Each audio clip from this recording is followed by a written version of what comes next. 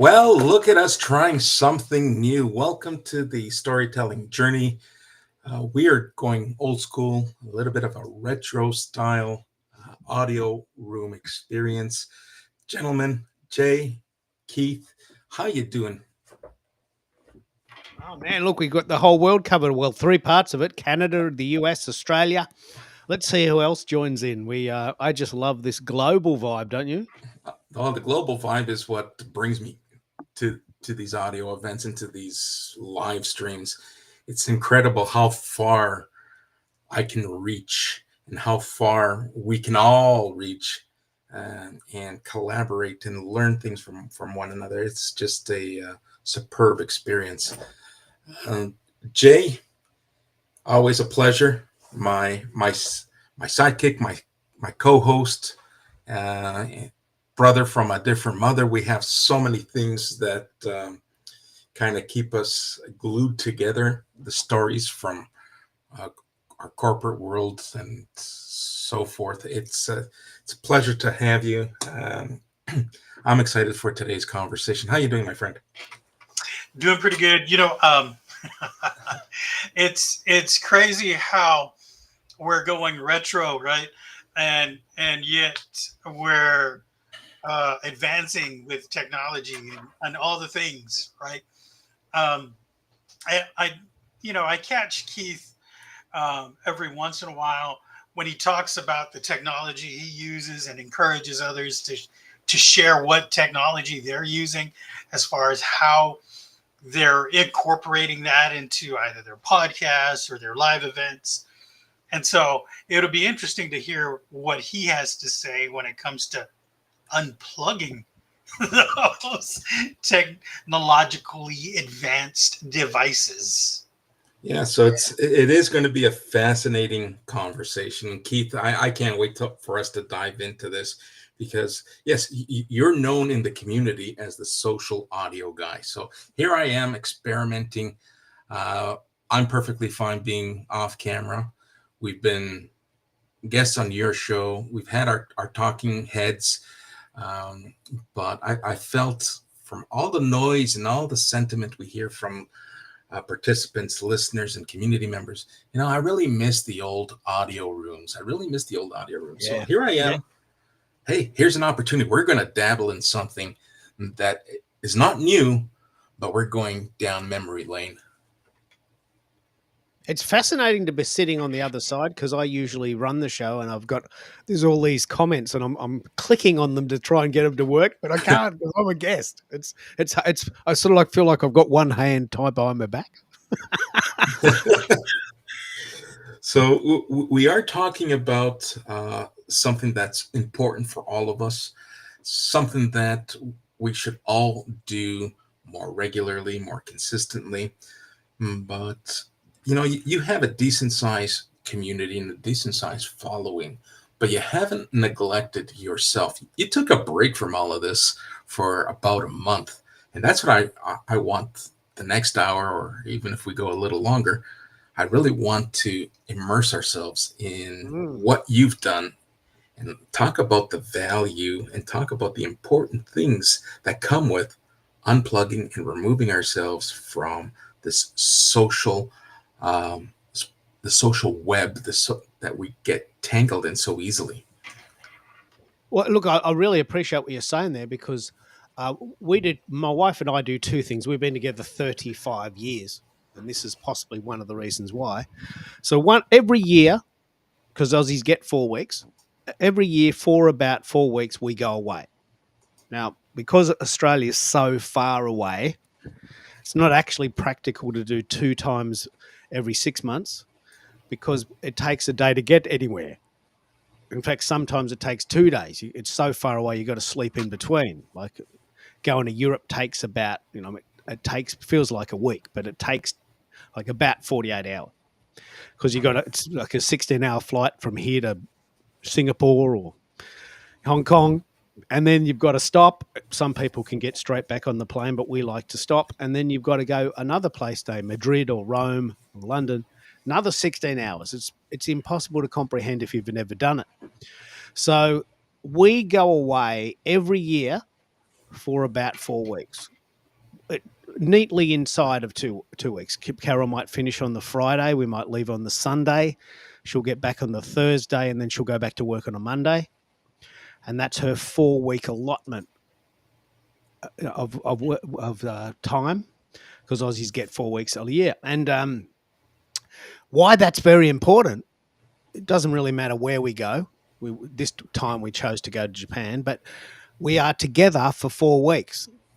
And we get to talk about things and de-emphasize the bills are due and we've got to mow the lawn and what are we going to have for dinner? And we get to talk about real stuff. What's going on? Where are we going with this? We've been together 35 years. So I think even if just for your relationships, unplugging is like essential. So we decide to do it once a year. For us, it's one holiday once a year, not 2 smaller holidays, although that would make a lot of sense too. But more importantly, every night we unplug. So Carol works in the city, still works in the city, gets on a tin can and takes her an hour to get to the city, like a lot of people. And she gets home at 6 o'clock and we unplug. We have a meal. We cook food. We sit down. We talk. How was your day? What's going on? What do you want to do on the weekend? We watch a bit of TV. We sit on the couch. We enjoy each other's company. We decompress. And how important is that, just from a mental health, mental wellness perspective, to be able to remove yourself? Kudos to you. I'll be the first to put my hand up and say, I could probably learn a thing or two from you and do a better job at unplugging. Some people we can ask for the questions in the chat, but one of the things I noticed, and I can talk about this specifically because this happened the flip side. I've retired now, and I love what I'm doing. I'm doing this just for fun, and to share what I've learned over the last 40 years. And I was doing 3 shows a week: Monday, Tuesday, Wednesday. And I got to be honest, I was getting pretty angry. I was getting angry at myself, and I was getting angry at the tech, and I was getting impatient. I was getting irritable, and it was starting to annoy me. And I had to sort of sit down and say, look, do I really need to do 3 shows a week? Can't I just go to the beach one day? Can't I just get on my bike and go up the road and get a coffee? Can't I just do something else? I challenged myself. And I think this is the problem with unplugging, that you can't imagine not doing it. Like, I know people that can't go away for a week. We've all had this experience. The day before we leave, I'm thinking, we're going to be out of the country for a month. I've got to be honest, I was a bit scared. They don't speak English there. What if I can't get a meal? What if I can't make myself understood and they don't know where the toilets are? I was a bit scared. A month away. It felt like an eternity.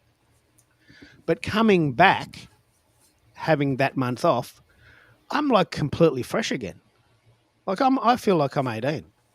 I've been listening to Motley Crue, just to give you a bit of I've been listening to Motley Crue and dancing around the house with the electric broom. I've been headbanging. I feel like a kid again. Now, that's an exaggeration, but the point is that going into the unplugging, whether it's at night or weekends or a month off, it's hard. I can't. What happens if a message comes in? What if someone calls me? What if I miss a vital piece of information? It's not vital. Smoking in the boys' room. I think there was a Poison cover, wasn't it? Was it Motley Crue? I think it was, off the Dr. Feelgood album. Yeah, so what I'm really interested in is why people don't unplug. The benefits are enormous, but what are the challenges with unplugging? What do you think? Well, what do you think, Joe? Why don't we do it? Since we're talking about going retro, right? I'm going to show my age here real quick. So when I used to work in the media industry, they handed me a pager, right? that old school Motorola pager. Now, I would leave this thing at home on purpose because I didn't want to be bothered by my work, to be honest. And I was a kid. You know what I'm saying? I was a kid. I was like, no, I don't want to have to take this with me and have to respond to a news story while I'm out having a meal or going on a date or doing something like that. Now, if I'm in the next state and realize I have forgotten my phone, I will turn around. So things have changed dramatically, I think, for everybody, even someone in my age bracket. We are tied and tethered to our mobile devices. Good grief. I'm like, I've got listen, right now, I have a tablet that's running in the background. I've got my phone in my pocket. I have a laptop in front of me that I've just docked to my two screens overhead. So I am like tethered seriously to the internet. And I think a lot of us, especially those of us in the corporate world, right? We want to make sure that we're staying on top of things. Yeah. It goes even beyond FOMO, right? Fear of missing out. It really is trying to stay on top of what it is we need to do in our jobs, in our careers. Yeah. So it's very, very important. And that must, whether or not it's a month off, which is I know, an impossibility for some people, you know, but even having the night off, like, I got to be honest, now that I've got my mojo, while I'm watching telly with my wife, I never think, oh shit, I've got any messages on LinkedIn? How's that poll going? I never do that anymore. But sometimes I do. You know, I get up in the morning and go, oh, I did a nice poll. Americo's been playing around with YouTube Shorts, and we're thinking, okay, is that a thing? I did a poll last night. How many votes did I get? I mean, what I don't want to do is I don't want to be that sort of stat junkie that wakes up in the morning and goes, oh, how many views did my video get overnight? Oh, shit, only 17. I'm disappointed. I slept for 8 hours. I would have thought it'd just go, you know, it'd go off. I only got 8 views. That's not good. How do I get more? I don't want to be that guy. Yeah, I don't want to be that guy. It's incredible. The dopamine hits that we now crave, and so many that are tied to the social ecosystem. And you know what? I think this is a great opportunity for us to pay homage to some of the old ways of doing things. Hence this retro audio only experience, which actually, I like what you're doing here. You're actually Right. deliberately playing the sort of 80s game. Yeah, absolutely. And you know, for me, it's all about testing and trying things that perhaps other people are talking about, and I want others to experience. All right, if I manifest my ideas and if I'm not afraid to test them out, here's what it's going to look like. And so I'm not afraid. Yes, there's a little bit of inconsistency. One day I'm on camera, one day I'm off camera. Today I'm neither on camera or speaking from an avatar. This is a completely different experience to respond to my community and the comments and the sentiment that I hear. Man, I miss those old audio room experiences. And who knows? Maybe this is going to be part of someone's unplugging. All right, we're unwinding. We're going to listen. I don't have to worry about being on camera. I can now more confidently join a conversation. And if, you know, Americo brings me up on stage, I don't have to worry about what picture to bring up. I just bring up my voice, and I can it's just like talking and calling into a radio station. So really like how this is playing out. Those of you in the audience, let me know what you think of this retro episode, and whether or not we should do more episodes like this. Now let's jump into, you know, you talk about polls. This is a great segue. So I put out a poll myself And I find myself doing this now just to lead into my live shows and build the momentum and let my community know and participate and be part of what I'm building. And the question was really around how often do you intentionally disconnect from social media? And the options were, hey, I do a daily detox, only when I feel overwhelmed, once a week. And guess what? I'm always online, so there's no time for unplugging. And 36%, this is as of this morning. I know it's changed slightly by I think 1%. I think right now the poll is still live and it's now at 35%, but 35% of respondents and participants unplug daily. And I was honestly, I was shocked to see it that high. But I'm also proud for those who are doing it because that's the right thing to do. Right? Your thoughts? You know, why don't we ask the audience? But I want to share this really important hack. I actually learnt this from Bill Gates. This is you won't believe me, but Bill Gates washes his dishes manually every night. Bill Gates, arguably one of the richest men in the world, he has his own brain and his own body, and his rhythm for getting ready for sleep is that he physically puts his hands in hot water and washes dishes. Now, I get this. You've got to try this. It's a guaranteed hack. Better than counting sheep. So, the idea of the daily detox is my wife needs a lot more sleep than me. She goes to bed about 10 o'clock. Well, I'm not tired at 10 o'clock. I'm a bit of a night owl. So I've developed a policy of washing dishes and doing very menial tasks about 10 o'clock. There's two very important things that happen here. One is my brain starts to slow down. And because the tasks are so boring, I get genius level ideas. Like, I mean, I'm washing the dishes. Of course, I'm going to be thinking about anything else. I get this monster idea for a show, 10 to 10 at night. It's a massive creativity hack. If you ever get stuck for ideas, just vacuum the carpet.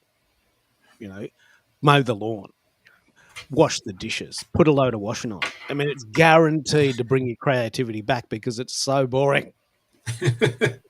You know, you want to do anything else. You want to do anything else but wash the dishes. So sometimes the art of unplugging is exactly what your brain needs. Because even though we say, oh, there's this dopamine hit, at 10 o'clock at night, you really don't want to be pumping yourself up for dopamine if you've got to get up at 4 a.m. Your body does need some sleep, even though that's a bit inconvenient. Your body does need rest. Your brain needs rest. It needs to recuperate. It needs to regenerate. And that leads perfectly into a Star Trek reference because I often feel like a Borg. I often feel like a cyborg plugged in all the time. I used to say that if they invented a gadget that allowed my brain to connect to the computer via USB, I would sleep in this chair. True story. I would. If they invented something that just comes out of my ear, plugs a USB into my computer, I would sleep here. But of course, imagine what that would do to my body. Imagine what that would do to my health. And that's what it feels like sometimes, isn't it? Yeah. Yeah. What do you think, America? Why don't you unplug? Do you feel compelled, or you get ideas late at night, or you just you're sort of buzzing at weird times? I'm buzzing at weird times, and maybe that's due to too much rest, or just the way I approach life in general. You know, I try not to get consumed by the things I don't have control over, and as such, it gives me an opportunity to, you know, when you talk about compartmentalizing things in our heads, I got all this extra space that I've created by not worrying about certain things that I have no control over, that I use that space for other creativity exercises. And sometimes it, you know, just keeps the mind going. And hey, here's a new idea. Hey, here's something I want to try. And then you start to try to operationalize it. And yes, I know it's probably not the healthiest thing, but it works for me. I do get my rest in. I just get it in at different times of the day. It's good. You know your rhythm. Yeah, You know your absolutely. rhythm. a mate of mine who worked on several very, very famous movies. He's arguably the world's best animator. Good mate of mine. He said that one day the boss came to him and said, "Look, mate, we're paying you a lot of money to make these images. Can you just explain your process?" He says, yeah. Well, I do create these very high level images and I'm glad that you're liking them. But there's a 3-step process. One of the steps is that sometimes I need to do nothing to give my brain a chance to reset. And he says, mate, I'm not paying you to do nothing. Can you come up with an image right now? He says, that's not a way creativity works. You just don't push a button and pop out an image. I got to think about it. And he was creating these big movies for, say, Lord of the Rings and these, big Bruce Willis movies when he was a thing. And he said, mate, you just can't pop creativity into your brain like popping a pill or doing an Excel spreadsheet.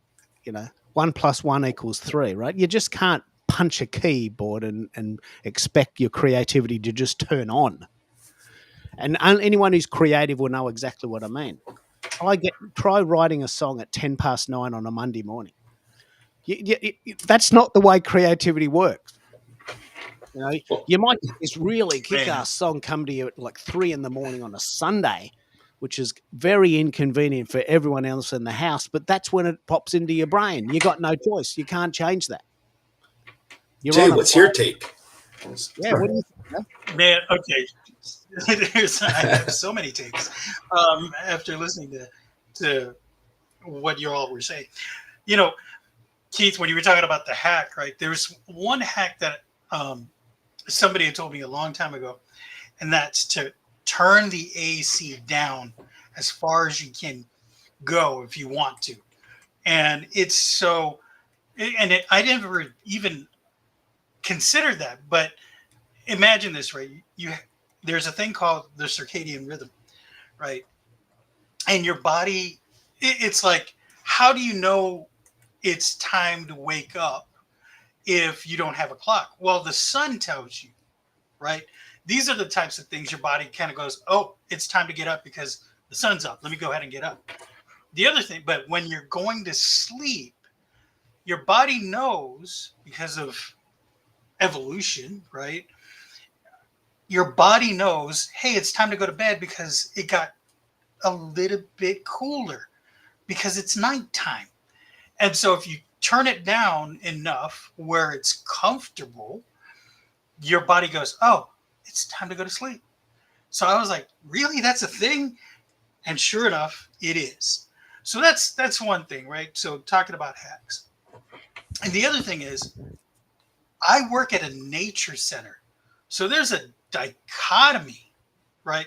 I work with a nature center. So I'm sitting in an office that has connectivity that's blazing fast. It's fiber optic.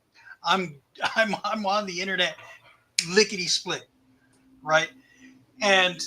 But outside my door is nature, and I'm a manager of a visitor center for this nature center. So I'm doing things on the internet, but I have to take time to do stuff outside as well to manage the nature center.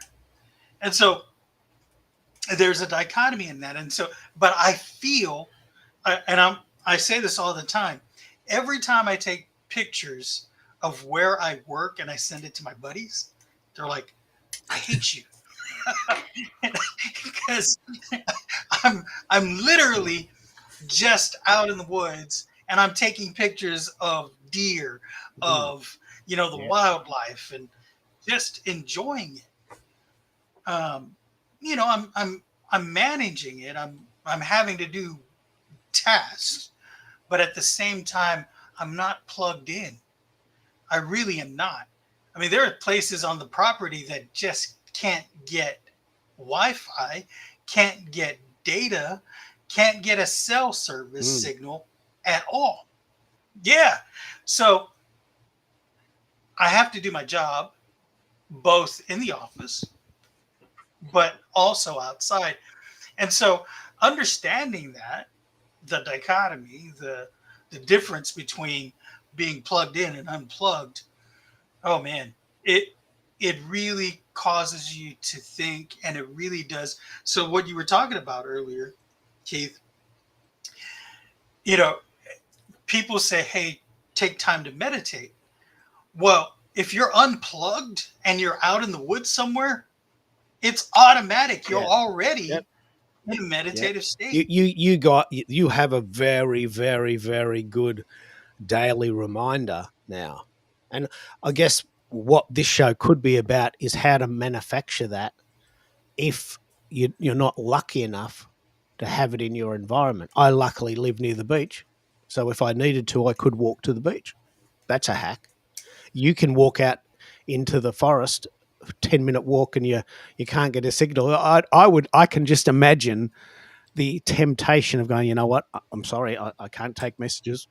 I'm just up in the back. I'm just up in the back paddock. I've got to go here for work. It's a job. It's a task. I've got to do it.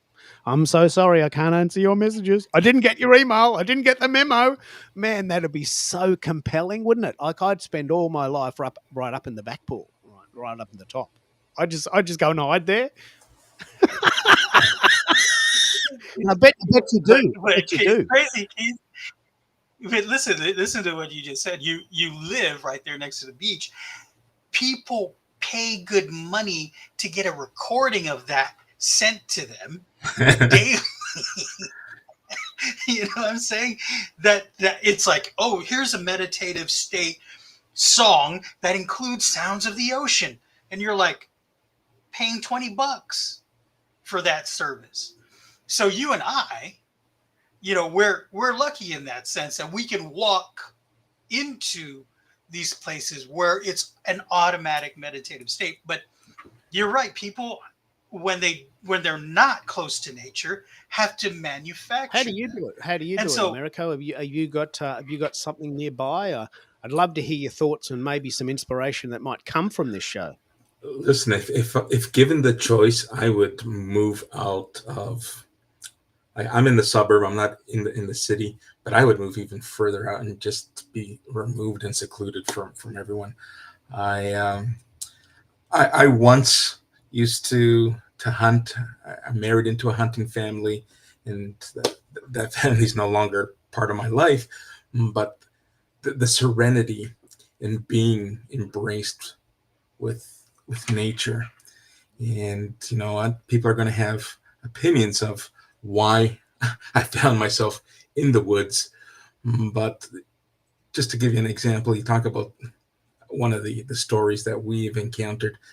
Most injuries from outdoorsmen and outdoor people, most of the injuries did not come from accidental shootings, stabbings. It actually comes from people who fall asleep because of where they find themselves. Oh, wow. And so you imagine yourself, you're sitting in a tree stand and the wind's blowing and the tree swaying back and forth and the birds are chirping, and it's almost like a lullaby. And if you're not harnessed in, you'll fall off that tree. One of my friends fell off a tree and cracked his sternum. He just found him in such a peaceful state of mind that he forgot where he was and he fell off his tree stand. Wow. So wow. It's a very good point, because we've all mentioned that we can see the point of unplugging, and I would think that some people are saying, man, how do I do that? How do I do that in my current life? I've got 3 kids. They've got to go to school. I've got to get to work. I've got 3 jobs just to pay the rent. What are you talking about taking a day off? Taking the day off? How can I take 4 weeks off? Come on, Keith. I mean, get real. Well, there's this whole economy that caters to those people. Here, you need a day off. How about a spa day? How about remove yourself for a moment in time and come spend a few hours at the spa, get a massage, get, you know, whatever treatment you feel is necessary just to unplug. Like there's a market for this. Right? Wow. So it exists, but I'm going to jump into our next slide, because we may have touched on some of the stuff here, but we talk about digital detoxing, And there are signs, right? You yourself, you have this rhythm and this cadence that once a year you're going to unplug and remove yourself, and once a day you're going to put everything down and enjoy dinner and have a conversation. But for some of us who aren't as disciplined, you know, what can we do to share, signs and signals of digital fatigue? Is that even such a thing? I think the idea of knowing, and there's a couple of really important triggers. One is irritability. The other one is sleep deficit. You just can't sleep. I don't know if you've ever had this problem. I was doing 3 shows a week in the first half of this year, and I'd be getting up at 2 in the morning thinking, I honestly just can't sleep. I can't. I'm staring at the wall at 2 in the morning. What's going on? I went to bed at a reasonable time. I'm working out. What I just couldn't sleep. A good, very good sign that you're working too hard. You can't sleep. And I was getting really angry all the time at very short notice, very irritable, very impatient with really rubbish things. The internet being too slow, or shit, another bill's coming. Come on, Um, so recognizing these signs is the first step. Okay, I can't sleep. I'm irritable all the time. I'm fighting with everyone. I'm angry all the time. What's going on? That in itself is the first trigger, and not everyone has the wisdom to see that. But let's start there. Do you ever feel this way sometimes, America or Jay? Do you sometimes find yourself getting a bit irritable or trouble sleeping, or just a bit sort of worn down? Trouble sleeping, yes, that is a very good sign. And yes, sometimes I catch myself. I'll go to bed. I'll know to step away from my mobile device or my laptop, and I'll go to bed. I'll just lay there staring at the ceiling and say, "All right, what do I got to do to fall asleep?" Because I know I'm tired. My brain doesn't want to shut down, but you just got to discipline yourself, because that constant connectivity is doing us a disservice, right? You know. Yeah, let me tell you about. I talked about the circadian rhythm earlier. So if you consider detoxing basically putting down your phone, you would be correct. Because let me tell you about the toxic nature of the blue screen. This really is a thing, right? It interrupts your circadian rhythm, right? Blue light, especially from natural sunlight during the day, is crucial for regulating that rhythm. So when you introduce it basically in this way, right, artificially, it messes that up. And when you were talking about mood and irritability, Keith, this points directly to that. Daytime exposure to blue light is helpful, but when it's constant, not so much. And it really messes with your mental health. It really does. And studies are proving that more and more. But now it can help with seasonal affective disorder, I think it is. That's the, like, people who live in Alaska where it's like 6 months of darkness, right? So it helps, but too much of it over time, it really can disrupt your sleep, right, Yes. Americo? And let me tell you about digital eye strain. I was like, come on, that's not a thing. It's a thing. And when I was, when you were a kid, right, your mom would say, hey, you're getting too close to the TV. Move back, move back. And, and oh, that's an old wives' tale, blah, blah, blah. We're finding out that it's not. Like, because we're so glued to every type of screen there is, right? This is actually impacting us. And let me tell you, when I hit the big 4-0, it really did impact me, because when you reach that number, the optometrist is like, by the way, you might need progressive lenses, which is another nice term for bifocals. And I was like, heck no, doc. Oh, no, you ain't. No, I refuse. I will lift it over my head before I get bifocals. Right. So anyway, what I'm trying to say is that the blue screen effect on us, if we don't detox, it really is going to have an impact on us, not just like physically, but mentally as well. Lack of sleep, that goes right into irritability. It goes right into our mood, how it affects us. You know, if you're constantly being bombarded by light, it's not necessarily a good thing.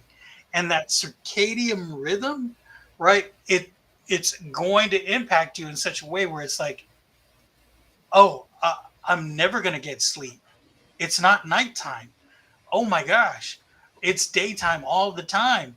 And so your body is in this state of alertness and awakeness that we don't even realize that it's impacting us in that way. So really, it is an important thing to do. The And I'm thing I looking at love about this is that one of the parts of the poll was I only rest when I feel overwhelmed, which is a little bit like I only drink when I'm thirsty.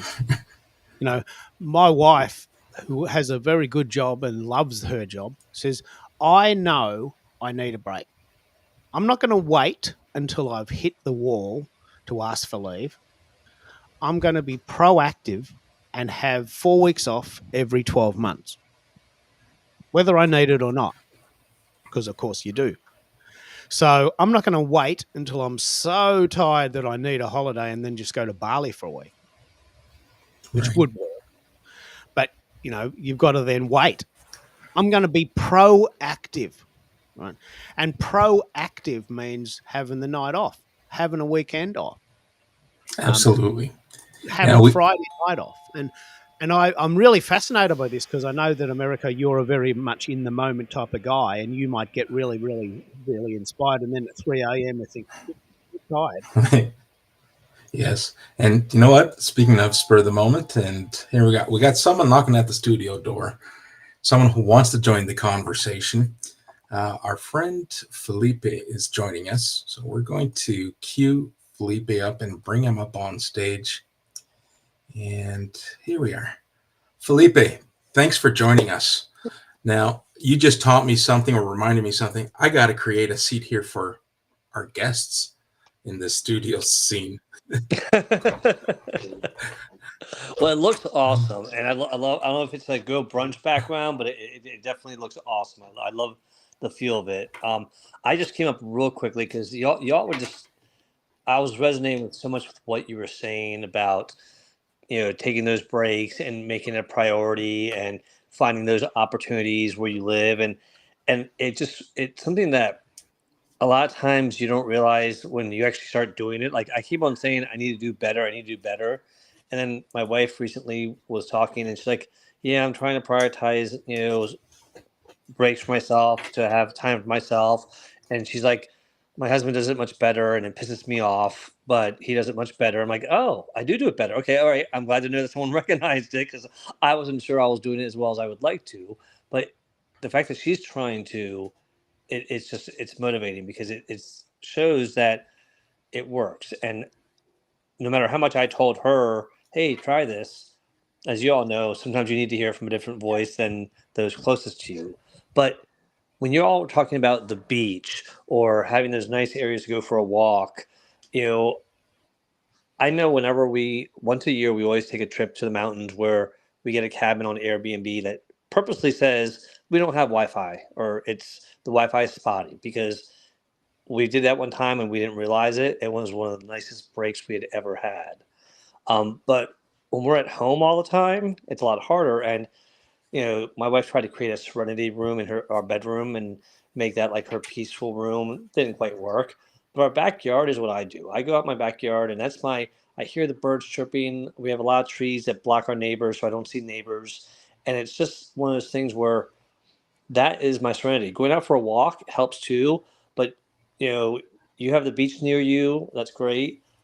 But the last thing I want to remind people is because it used to be so hard to be able to get those beach sounds and those nice waterfall sounds. What I started doing for my wife every night when she goes to bed before I do, I I always tell Alexa to turn on the YouTube on. Oh my God, did I just say the YouTube? How old do I sound? All right.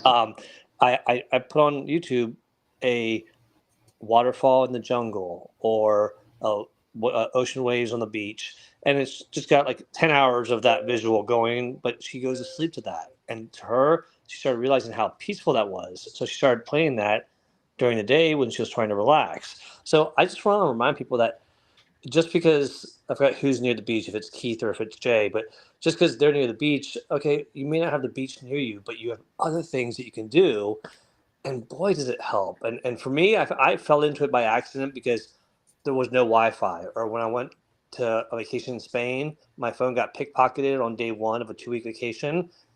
Boy, was that a detox. But I realized how valuable it was. So I just wanted to share that because I encourage people to do it before someone pickpockets you and you have to do it. Yeah, that's fascinating. I'm pretty sure you learn to adapt really quickly when your phone is just taken away from you. I similar. Well, you're really pissed off for the first few hours. I will say that. So similarly, your trip to the cabin, um, I like taking trips to beach destinations. I'll do a 1 week all inclusive, but I won't go all bells and whistles. I'll go to a poorer country because it's not only unplugging, but it's humbling, and it reminds you, or it reminds me, of all the things that I should be grateful for, and all the things that I sit at home bickering. Why can't this be better? Why can't this be different? And then you go into a third world country to vacation, and you realize how happy people are with so much less than what you have. And I used to do this once a year, and I continue to do it, and I enjoy it because it's humbling. It serves multiple purposes. It allows me to unplug, and it allows me to connect and appreciate what I have when I am plugged in. Share more about that. I was talking about. You go, Jay. You go, Yeah. Jay. You got some stories there too. Yeah, well, so you talked about the cabin, and at the nature center I work with, there is a cabin on property. And this last couple of weekends, we've had a couple stay with us, and in the cabin, and here's the thing: we have a campground site that's being developed, and it inadvertently during that construction, they snipped the internet line going to the cabin. Well, I asked the guest if that was something that they cared about. Actually prefer it. Don't give us that access. We'll come up to the visitor center where you have the Wi-Fi, and we'll have our conversations with people and check our email, whatever. But we're going to go right back down to the cabin and just have a good time.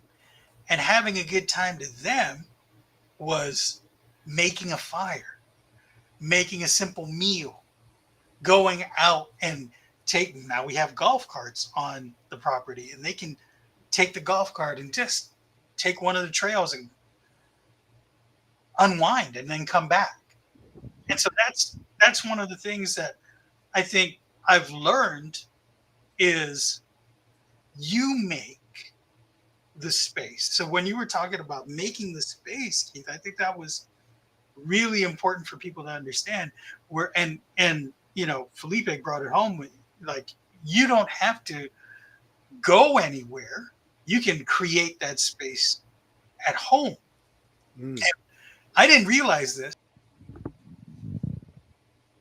but on the way to work, I commute 41 minutes to work one way and 41 minutes back. So that's a lot of minutes being spent in the car. And at one point, I used to listen to podcasts on the way to work. Now I find myself not listening to anything. And I was like, wait, I didn't listen to anything. So I was like, I think I felt a lot better the first time getting to work without having to listen to a podcast. And I realized it, and I was like, oh wow, I did that thing, that digital detox thing that we're now talking about. So let me pick up on the. I love this point. I remember chatting to a guy, and this was such an amazing story. I remember chatting to a guy, and I said, "Look, on a Saturday, and one very, very important hack is that we go out for breakfast on a Saturday morning." And people say, "Oh, mate, why are you paying for breakfast? Well, why don't you just make scrambled eggs at home?" And I tried this. When I'm making scrambled eggs at home, while I'm cooking the eggs, Carol's on the phone checking her messages. And then when I serve up the meal, she gobbles it down, and then she just moves on with the day. And then I wash the dishes, and then we eat, but we don't talk. When we go out for breakfast, there's someone else is doing the cooking, and Carol's looking at me. She can't pick her phone up, although I do see this sometimes. But, hey, how was your week? Oh, pretty good.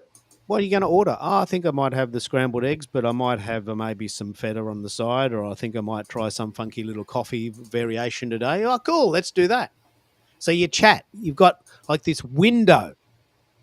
But to that point, because our beach is 5 minutes away, we on the way back from there, I got to be sort of pretty sensible about this, but the cafe is 10-minute walk away. We walk via the beach to get home. Just come and move to Melbourne. It's the coolest place in the world. Just move to Melbourne. You'll love it. There's plenty of room. Houses are still pretty affordable relatively, and Aussies are pretty friendly. And a friend of mine said, mate, when you're walking on the beach with your wife, hand in hand on a Saturday morning, has it ever occurred to you to listen to a podcast? And I said, man, you just missed the whole point.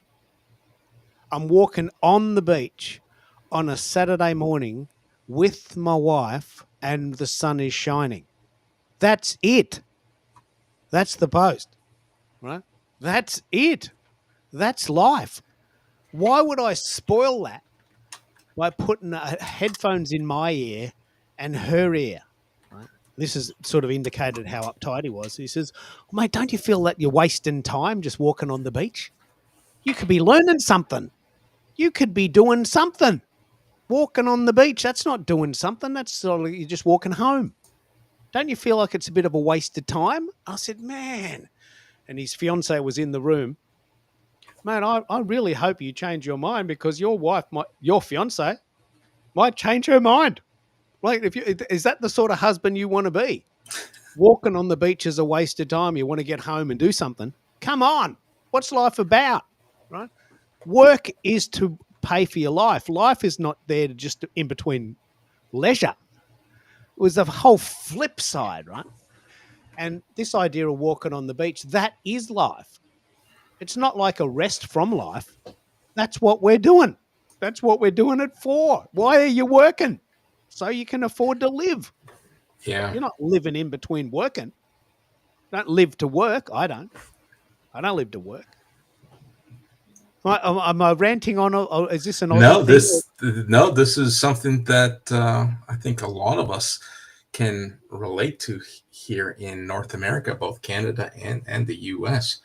And we have someone who wants to join us. We tried the doorbell, and I realized that the doorbell isn't conducive to this space because this is an audio event. How about we try Hey, we got a caller. Let's see who's on the line.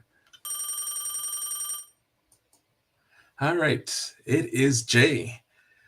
Jay, welcome to the show. Welcome to the conversation. How can you add so that we can learn how you unplug? Hi, hi, Malco. This is Jay. It's very nice to meet you all. Um, you know, I, I agree with what what's his name? What Keith was saying about why we work. We work so that we can, be able to live the lives that we want to. And at the same time, while being able. Oh, we lost Jay. Jay, you had a bad connection. You got the link. If you can get back on with a secure connection, we'll let you back on and Let's finish your try thought. something. Let's try something sort of old school. We'll go down the path. I've got a friend of mine in the Philippines calling in on his rooster phone. Oh,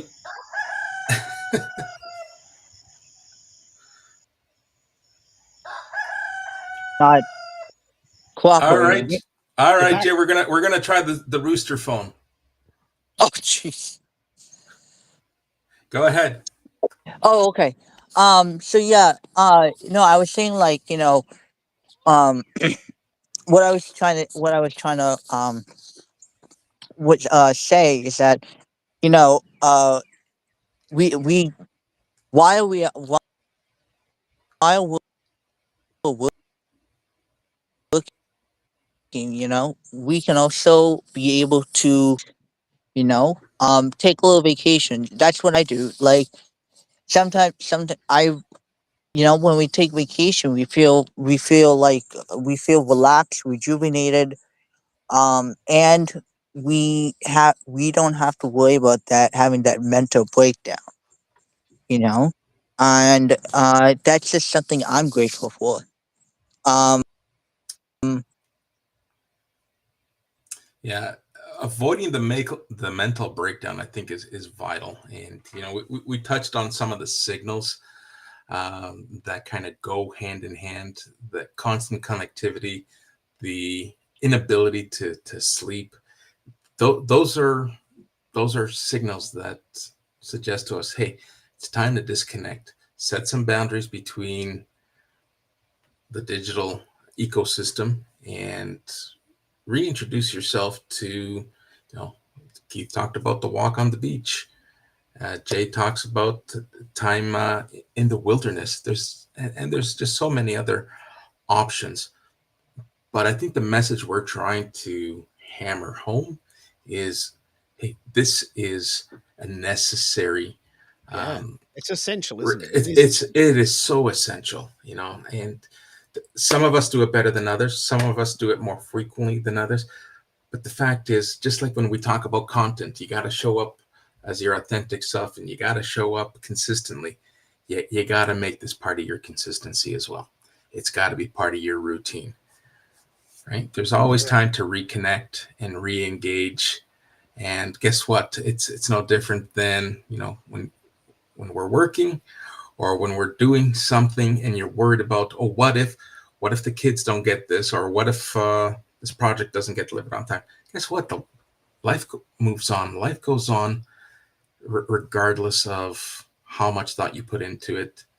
And focus on yourself. I know Felipe was up here, and as a human resource professional, he'll probably advocate about the importance of taking your PTO and just removing yourself from working, unplugging, and making sure you lean into time off and that whole disconnecting. The other thing that's really good, really good about having time off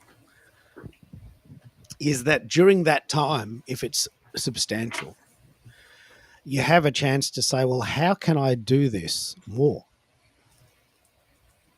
in my own life? So, for instance, when we go out, one of the reasons we love to go out for dinner and we go out for breakfast is, as an example, we're having breakfast and we go, how do they do that? Let me try that at home.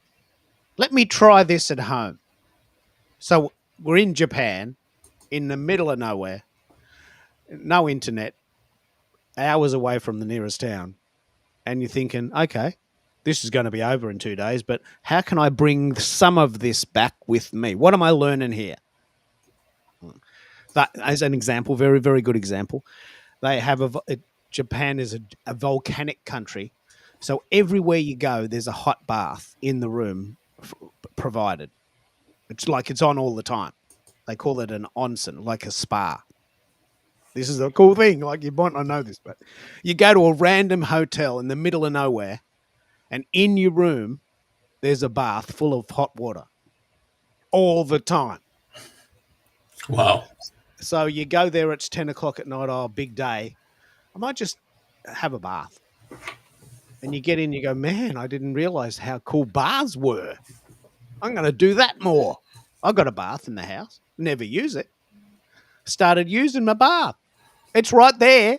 It's right there. Most people have a bath in the bathroom. Some people do. A lot of people do. And I thought, that bath hasn't been used in 5 years. Never filled it up with water. It's got plants in it. Right? Why don't we have a bath more? Very simple hack. Instead of watching TV, why don't we have a bath? We tried it. It was unbelievable. Best night's sleep in 10 years. Right? But it took me to go to another country to realize that. That's the power of unplugging. Just the insights you get, and not the random insights where you just come back and everything goes back to normal. The insights to go, this was good. How can I do this more? I enjoyed this. Let's have a bath more often. Let's go out into the woods and start a fire in the cabin. Inside an enclosure, not in the house. But the idea of wood and smoke as opposed to electric heat. Like, you can't compete, right? No, you can't. Or electric heat heats the house, but the smell of the wood and the fire, and you've got to start it. And the joy of getting that fire going and watching it and putting another log on. And going, man, I created that fire. I was in charge of my own heat. And that process. Yeah. And this touches on the slide that I just brought up. It's about creating a space between the digital noise and the stillness that you find yourself in. To your point, you created a fire. You had to. There's nothing compared to that crackling fire and that smoke. You're absolutely right. And right now, I'm just envisioning a crackling fire and sitting by the fire. And you know what? I have a fire pit that I use, and I'll probably do that after the show sometime. I'll go sit in the backyard. I've been to restaurants. This is a true story. I've been to restaurants in the wintertime where there's a big screen with a fire screensaver. Yes.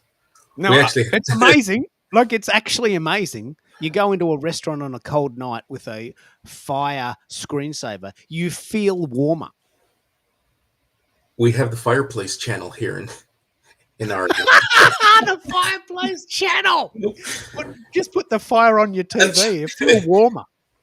But that's the psychological side of it. You tune it in and you hear the crackling. And you feel like, all right, I'm standing in front of a fire. There's no heat coming from it, but the psychology behind it, you hear the crackle, and it just puts you in a different place, and it helps you unplug. Did they have the fireplace channel in Alabama? Oh man, yeah. Well, they do it. They do it usually around Christmas time, but the fireplace channel actually happens in my backyard. We have a 50, like a majority of people here in the South, they have like 55-gallon drums that were once used for food or for processing or something. And they cut the tops off of them and they make them into burn barrels. And so, the closer you are to the countryside and not, the urban sites around here, you're able to do that without, without the fire marshal coming and putting the fire out. So a lot of people burn, the trash that falls from the trees and stuff like that, the things that litter your yard. And you could see that in a lot of places around here. So it happens live and in person. But I wanted to talk about what Keith was talking about and how this guy was like telling him, why not listen to this podcast? And it reminded me of this indigenous story, like a native person's story. And it was this guy who's living simply and in harmony with nature, and he's approached by a rich guy. And the rich guy goes, hey, why don't you work for a living, man? Why don't you accumulate wealth? Why don't you sell this land? And the guy goes, why would I do that? And he says, well, you could get more money. And he goes, why would I want that? Well, you can buy what you want. And why would I do that?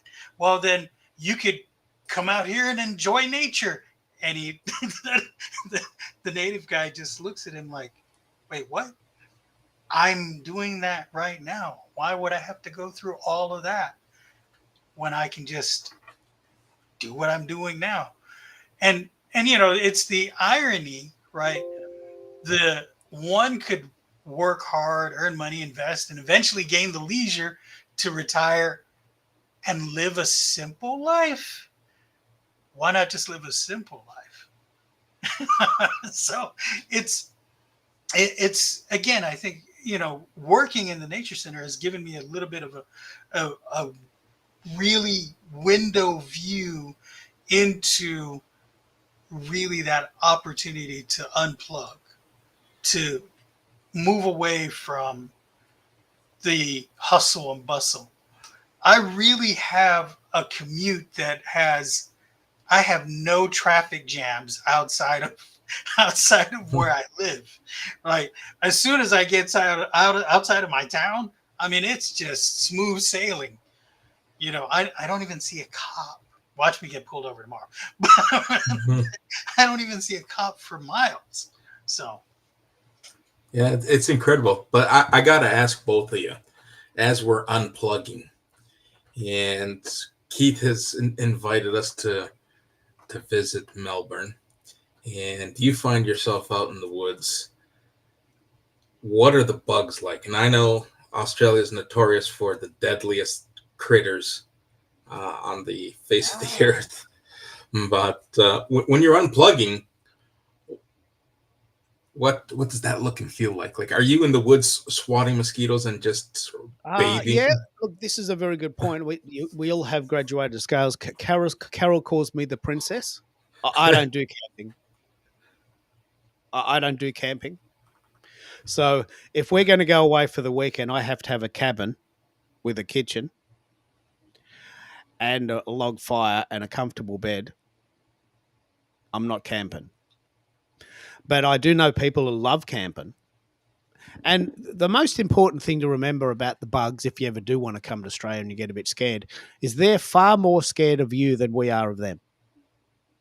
A snake doesn't want to bite you. It wants to run away.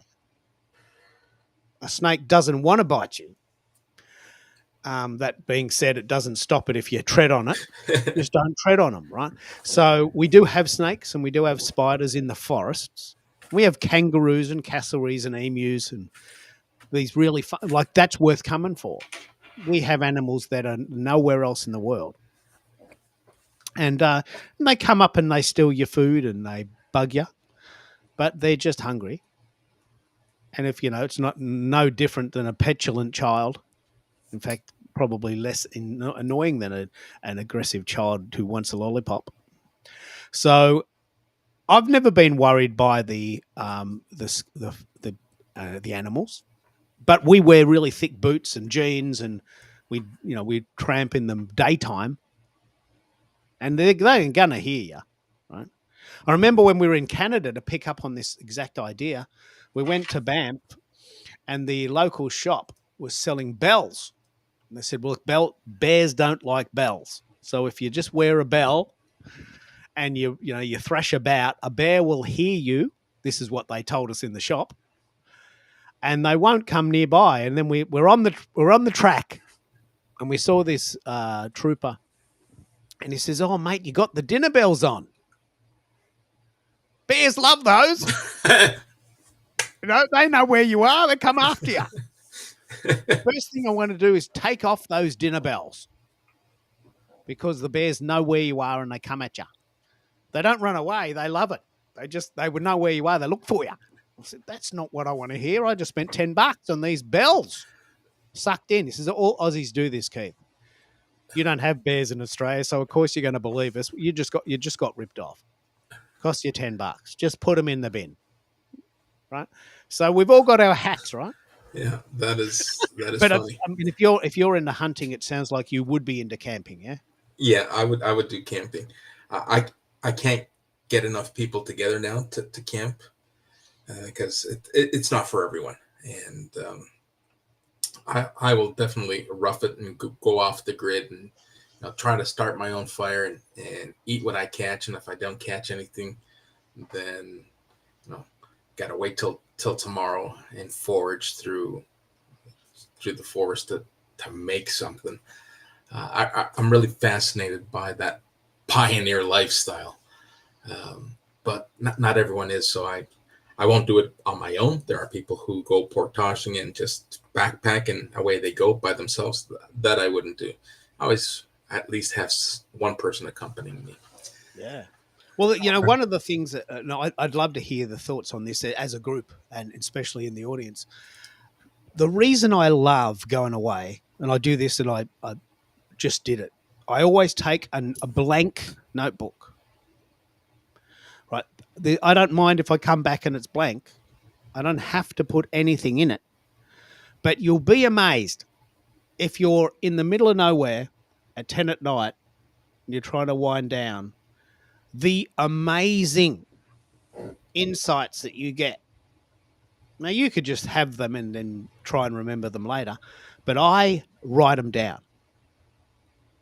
And I found that this is where all my genius moments come from, if indeed that's the right term. I'm in the middle of nowhere having a bath 100 kilometers from Tokyo in this little town, having volcanic hot water at 10 p.m. And I'm thinking, man, I just had this most amazing idea for a show. Where's my pen? I've got to write that down. Because as soon as I get out of the bath or I wake up tomorrow, I'm going to forget that. So the reason I love to stay in a cabin, this is the reason I do it, is that my wife goes to bed a lot earlier than me, but I get really amazing ideas about 11 p.m., which is a sort of unplugging, but not. But they're really wholesome thoughts. I got this really cool idea for a show. This is where I got the idea of the show, the Anchor Day. Once a week, Wednesday, 10 a.m., I want to anchor the community into one event. Come if you can, doesn't matter if you can't, but we're always going to be there. It's like this Anchor Day. I had that idea spontaneously late at night. That's where these ideas come from. And the most important thing about unplugging, this is the most important part. If you don't unplug, you just don't get those ideas. You're just too busy. Yeah. Your mind's just full of mess. It's cloggy all the time. It's foggy. Those brilliant ideas never come because you don't give yourself space. Right? Jake, when you were writing your book, when was your best time? When would you unplug and your best thoughts or your best creative side would come out? So my wife hated me. I was up at 2 o'clock in the morning. 2 o'clock in the morning because everybody was asleep. Everybody was asleep in the house. And so I just took the opportunity to take that stillness, and Keith is right. Like, I can just hammer everything out. Now, I will say this. Remember, we were talking about creating the space to meditate and to detox and creativity. Because I'm a writer and where I got my start, I got my start in the newsroom, right? And if you've ever been to a newsroom, there is a lot of freneticness. There's a lot of things going on. Like it is, you know, Grand Central Station all the time in a newsroom. And especially right around deadline time. And I found, this is going to sound crazy to some people, when I'm writing a featured poem for an anthology, I wait until the last minute and then I blare music. My wife is calling me to make dinner. My kids are asking me to do this. I've got all these things going on, and it's the best time for me. Yeah. It's the best time for me to get all that stuff out because it's like my brain, and we're talking about retro, right? It retros back to that moment in time where I was in the newsroom and I was pressed to get the best story out in a deadline. Keith, you're agreeing with me. No, I get it. I mean, I'm in the middle, really in the middle.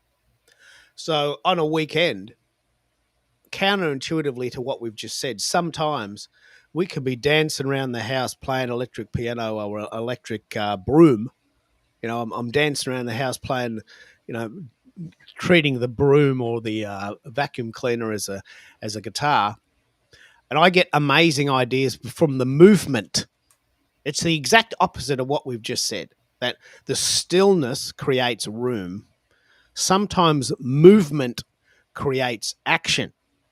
I'm not sure if that sounds like a dichotomy, but what do you think, Jay in America? Do you think the idea of moving creates momentum in a different type of way? Not unplugging, but still the ideas come, don't they? But what you're doing is you're disconnecting from this social fabric, and the movement is what's triggering the thoughts. So I can totally see that happening. Whether it's going for a bike ride or a walk, like just anything that removes you from getting sucked in to picking up your mobile device and seeing what's going on one of the many platforms.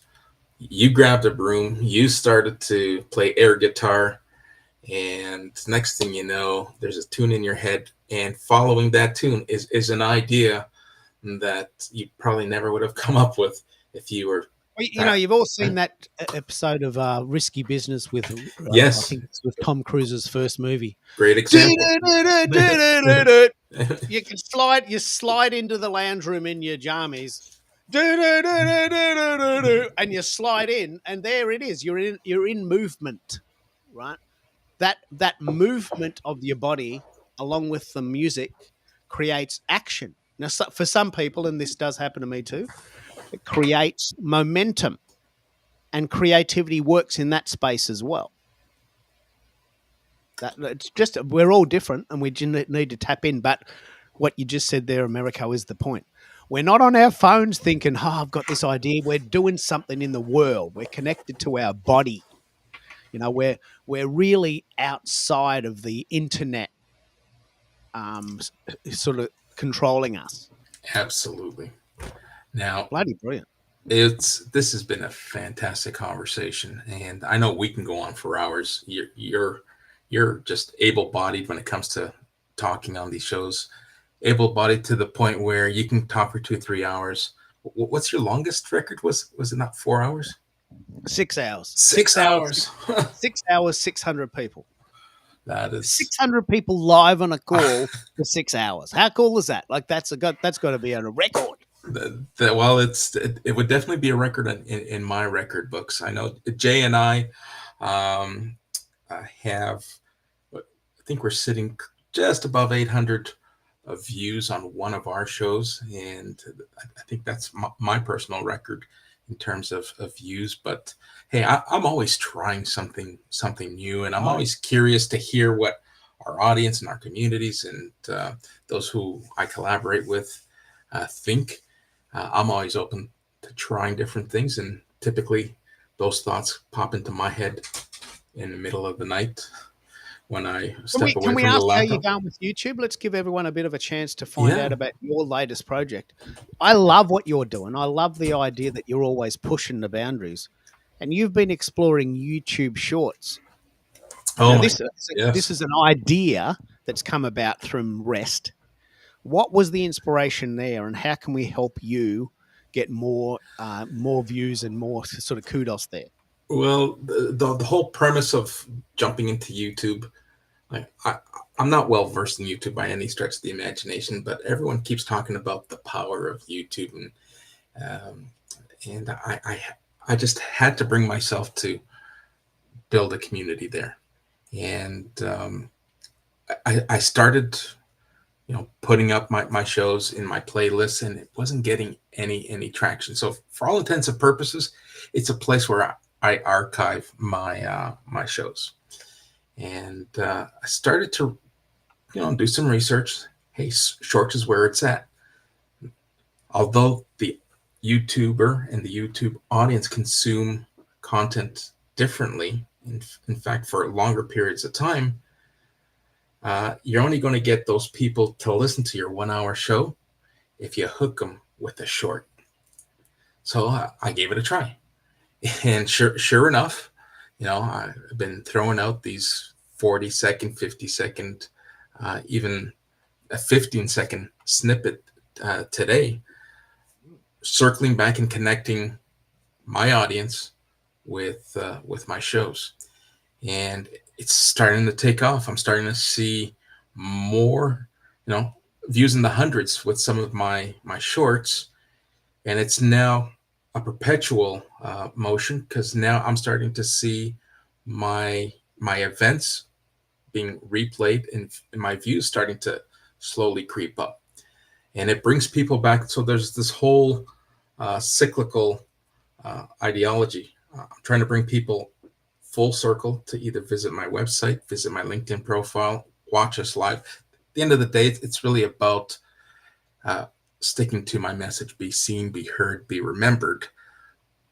But where can I do that outside of LinkedIn to drive people to the value that I'm trying to drive, and the value that I'm trying to help others envision? So this is starting to become this whole social selling. What started as a social selling experiment is now beginning to become conversations. People are starting to reach out. Hey, I'm starting to feel the energy that's coming from your shows, your content. I'm starting to understand your passion, because I can hear you. You speak with good authority. And listen, it's not perfect, and it wasn't perfect, but it's getting better with each passing episode. And people appreciate that. It's not just me talking about being authentic. It's about me showing up and demonstrating what authenticity looks like. And I'm doing it in bite-sized pieces. And YouTube is starting to um, click, and I'm leaning into it. And I'll continue to dabble in and try different things. And for anyone who's curious and maybe not ready, I'll do the testing for you. Remember when Restream came out? You and I, we jumped on here and said, you know what, we're going to do some demonstrations. We're going to test out the different options, and we're going to give people an avenue and a vehicle to help make their decisions. Yeah. And I'm comfortable doing that.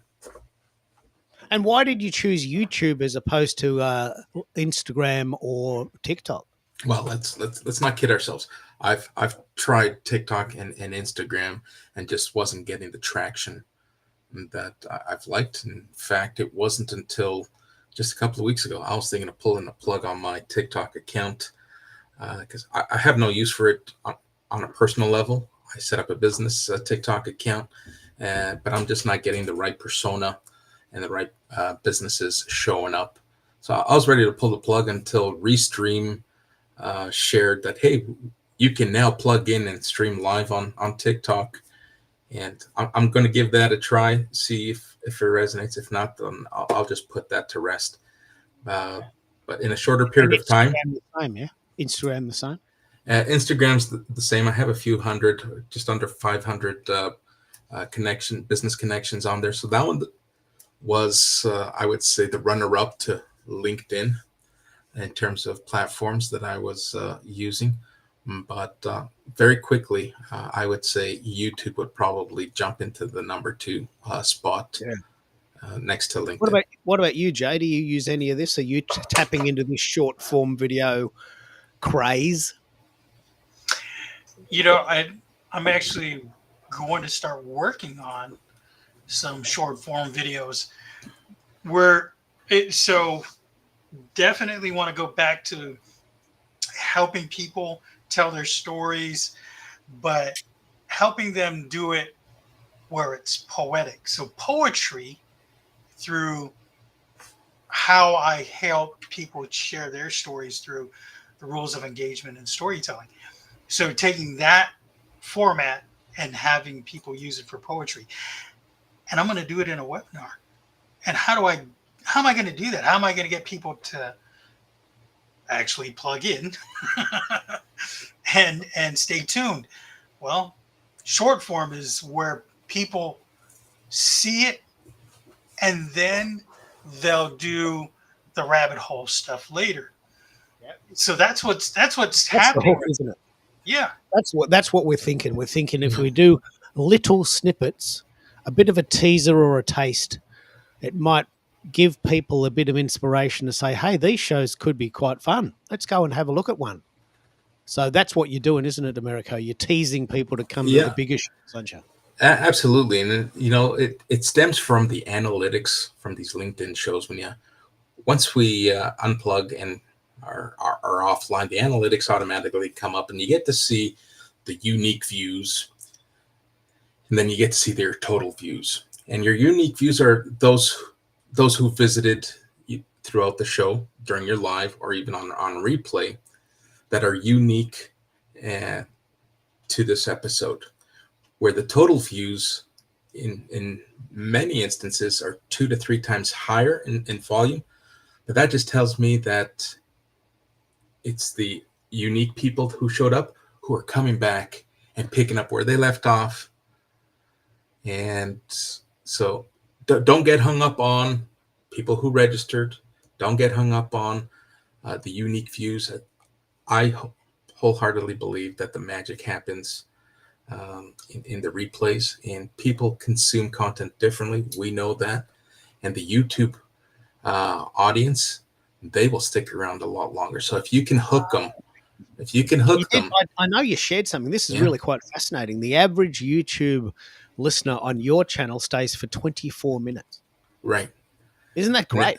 Now on LinkedIn, the average dwell time is in the 5-minute range, but total views is 3 to 1 in terms of unique viewers.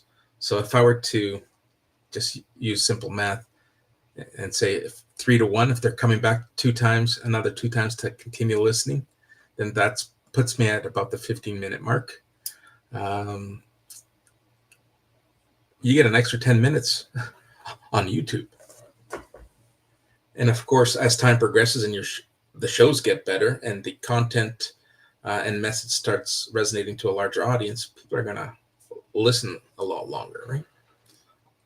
I'm microscopic when it comes to YouTube.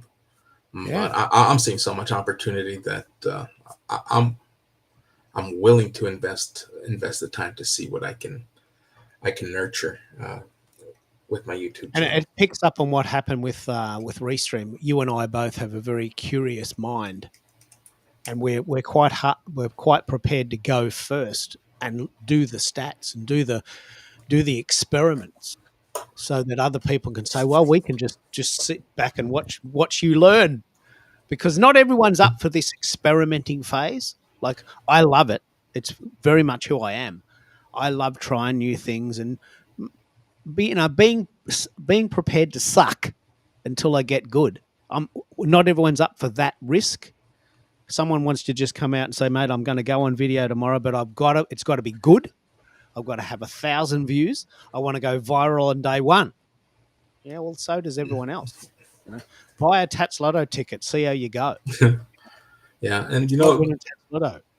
it also stems from one of my cross-functional roles in the corporate space. I was a quality manager. I've done customer journey mapping. So a part of me wants to get in the weeds and wants to break things and really understand how they work, and try to piece it back together so that when the next person comes along, it's like, well, you can prepare them.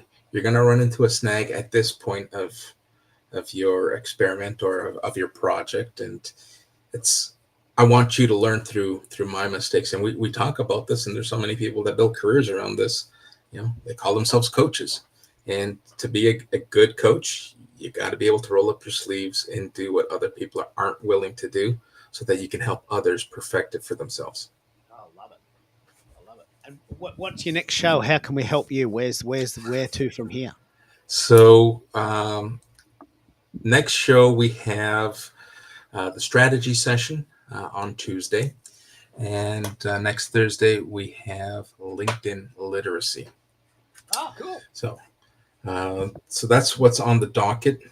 I typically go live Tuesdays and Thursdays here in North America. But today we went live Wednesday for a couple of reasons. And I think it's important that we understand some of those reasons. Some of it was you. I want to thank you for being accommodating and joining us on Wednesday. But the reason why we deviated from Thursday, I was originally looking for a guest speaker who could pay homage and tribute to Juneteenth, which is a holiday in America. And I wasn't able to get someone in time. So in order not to come up with a show and overshadow Juneteenth, which is important to so many people, I reached out to you, and I reached out to Jay, say, hey, if we move this show to Wednesday, to try to keep Juneteenth focused on those who want to celebrate it and remember it. I don't want our show to overshadow if we can't find someone to speak to that subject matter. So we moved it to Wednesday today, and perhaps our audience who's used to seeing us on Wednesday, on Thursday, we may have thrown them off for a loop, but I thought it was important to find balance and respect across the board there. What about you, Jay? What do you got on the cards, on the docket? Do you have shows coming up? Do you do a show every week with America, or do you have your own shows, or you've got a different journey? Yeah, well, right now, so I'm working again with the Nature Center. It's the McFadden Nature Center, and so I live in Alabama, but I travel to Georgia, and I help them with, well, it's a startup, and they want to be able to kind of draw people in. And to do that, you've got to be able to know that customer journey. You got to be able to kind of balance what you know in the IT world with, managing certain things. And of course, storytelling and marketing is all going to be a part of all of that, so that you can help people communicate a lot better. So that's what I'm doing right now. That's my focus. But really, I want to get back to helping other people tell their stories, not just in the corporate world, but tell their own personal stories, something maybe that is a triumph that they want to share with other people, poetry. So that's in the pipeline. I'm actually going to be working with somebody. I won't name the person yet because it's still under wraps, but we're going to help people figure out how to best tell their stories and to also be poets at the same time. So look for that. Is there a little bit like the evidence around unplugging? Is there evidence to prove that by telling your own story, you deepen your connection to your listeners? I think that's a fairly obvious statement, but is there actual evidence to prove that? Is it good to be vulnerable and tell your story? Oh, wow. That's how I got my start on LinkedIn. So NEO song, we had him on the show recently, and he had this event talking about trauma, and I talked about my trauma. I'm a tornado survivor. And so that led to me being the tornado guy for like a good hot minute. Um, but being vulnerable and sharing that part of my journey and how I became tenacious and became resilient in trying to figure out ways to move forward from that, people really connected with me and I connected with people and really built some really good relationships from that. And so I was able to connect by really understanding their stories and them understanding mine. And this is a one way that the digital space is helpful. But when you meet someone in person, and you're going to hear this from a lot of the people who have met in person on LinkedIn, that it just takes that partnership or that relationship to another level when you actually meet them in person. So that unplugging thing actually helps to even deepen a relationship. To speak to what you're talking about. There's a movement on LinkedIn called LinkedIn Local. I don't know if you have those in your town. Have you heard of this movement? Yes. There's a lot of people in your time zone, people from Guam, where I'm from, who actually were all about LinkedIn Local, because it is, when you're from an island, it's a microcosm, literally a microcosm of things. And so you really rely on your community around you to basically network and to learn and to gain insight. And so, yeah, I know all about it. It's been actually going on for several years now. Have you heard of this one, America, LinkedIn Local? Well, this is taking the Keithy to a whole new level. It was actually, I think it was invented by someone in Australia. I think this was invented by someone in Australia who said, you know what, LinkedIn's pretty funky and it's great that we're connecting all over the world, but I live in this case, Coffs Harbour, which is a coastal town. Why don't we have an event down the pub Friday night, 7:30? I'll shout. All right, that's a good idea. There's about 3 or 4 of us living in this town. Let's just get together, have a pizza. And it was honouring the fact that there's several people that we know that live in our town. Now, obviously, they've got to live in your town, or you've got to be visiting their town, or they've got to be visiting you. But I'd imagine the level of connectivity would increase tenfold if you went to the trouble, and let's have that discussion with people in the group as well. If you go to the trouble of meeting someone in person, that's got to consolidate that relationship, I would think. Would you agree? Absolutely. You know, it's I make it a point when I connect with someone to invite them to a conversation. I never used to do that consistently, but now it's the whole premise of networking. If I'm just going to click connect and click the accept and then never hear from that person again, really, who are we kidding? We're not doing anyone any justice other than adding vanity. So I always try to immerse myself in a conversation, a chat, just to kind of let them know, hey, my doors are open. If you want to chat, it's a pitch-free conversation. I'd love to hear what you're up to, what you're doing, and you never know. We might open doors for each other, and some people take me up on it, and others don't. Now to go to the whole LinkedIn Local, that is a whole level. To be honest with you, I understand the premise. I've never heard of it.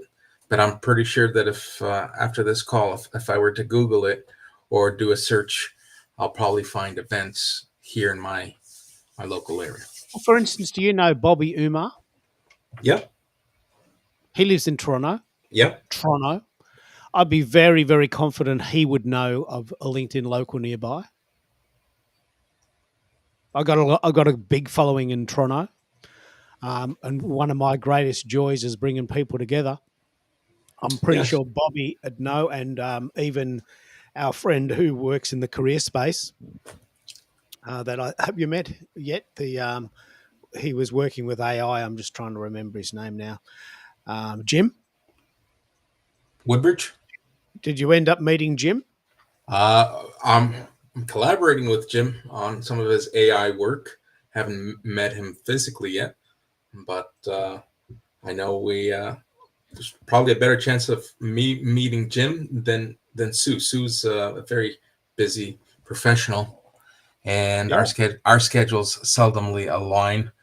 The geography seldomly aligns, but Jim is actually closer and more likely to meet him and I. Yeah, it's worth considering. No, we've been going about an hour and a half. Do you need to wrap up? You need to get on with your Yes, night. we Am I we keeping- should wrap up. I always say I want to be respectful of everyone's time, those listening. So yeah, I'm gonna wrap things up. I want to thank you, Keith. I think this is your first guest appearance since you've unplugged. You are now back online. Yeah, you had your sound check a couple of days ago. I'm looking forward to your new series, your new subject matter, and your new content, your new format. I know you and I are always going on offline and bouncing ideas off of each other. I like what we're building and what we're sharing, and always happy to have you share the stage with us. Oh, I love it. I love it. I've set an intention to go on other people's shows. I was doing 3 shows a week, but I love sitting on the other side. I just love sitting on the other side. It's quite a different vibe, and I'm happy to do it every week forever. So if you know anyone's got shows, I'm happy to go on them. Fantastic. We've got to share the love. So, yeah, mate, I'm very, very happy to help. I'll put out some more information, and we are indeed doing some of those polls to bounce off what you're doing. So, yeah, we'll keep in the contact, and I've got a sound check again next week if you want to come. With a bit of luck, my Zoom P2 might arrive. I'm actually going to test a new gadget, just in case people don't know what I do. I have this sound check show where I check gadgets out and I pull them apart metaphorically, and I give you the skinny. And I love that show. I love doing that show, and it serves a purpose, especially what happened yesterday, right? Yeah, Someone absolutely. went on, had a big echo. She could have benefited from being on our show. And you fixed it though. You worked it out. Yeah, we worked it out, but that's the reality, and being able to troubleshoot is just as important. And I'm glad that we sorted that out. I'll let you go. I can talk forever. It's only 10 o'clock here. I've just woken up. So Jay, I want to thank you. I'm excited to hear what you got coming up in the wings, and here to support you on that front as well.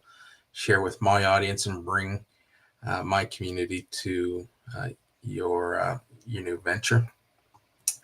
And I'm going to cue up the music, and we're going to wrap things up. So if you stuck around till the end, or if you're just jumping in at the end, I'd love to hear your thoughts in the comments on the retro format. This is a purely audio only event. We had removed the cameras, and we removed the avatars. Love to hear our thoughts from our community on this.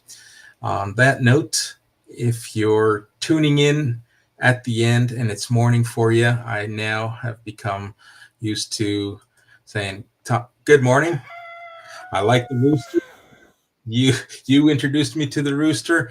I wish everyone who's waking up and maybe going to listen in with a cup of tea or a cup of coffee, have a great day. Those of you who are winding down, well, then we're going to play the winding down sounds and have a few crickets, maybe by a crackling fire. But for now, have a great day. All the best. And until next time. See you later.